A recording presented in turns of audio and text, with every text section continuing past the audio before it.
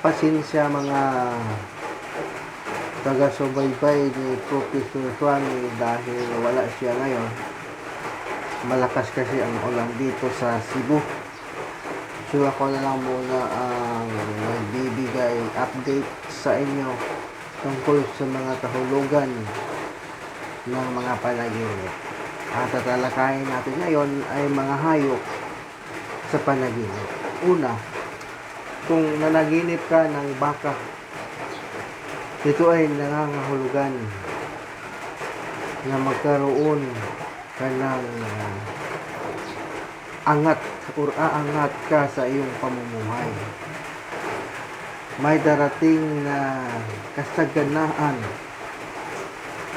may darating na maraming pera, at lumigaya ka o liligaya ka sa iyong pag-ibig, at iyong makamtan ang ano ba yung kalampusan sa Tagalog?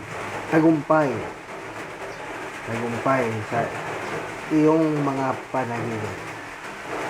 Pero kung ang baka na iyong makita sa panaginip ay ano ba yung daot sa panaginip?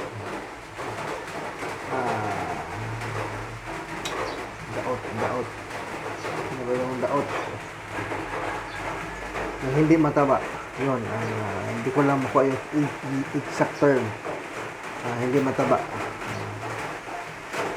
Ito ay nangangahulugan na may darating na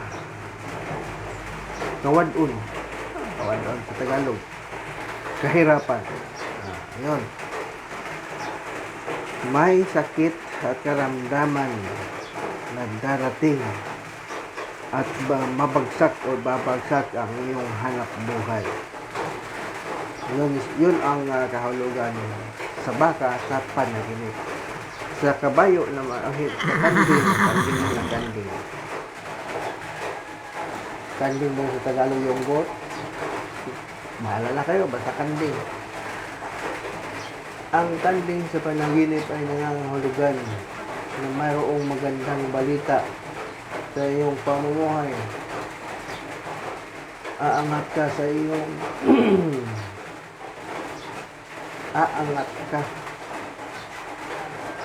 at liligaya sa iyong pag-ibig. Kung ang kanding sa iyong panaginip ay tumatay at ito ay iyong ano ba yung masalod,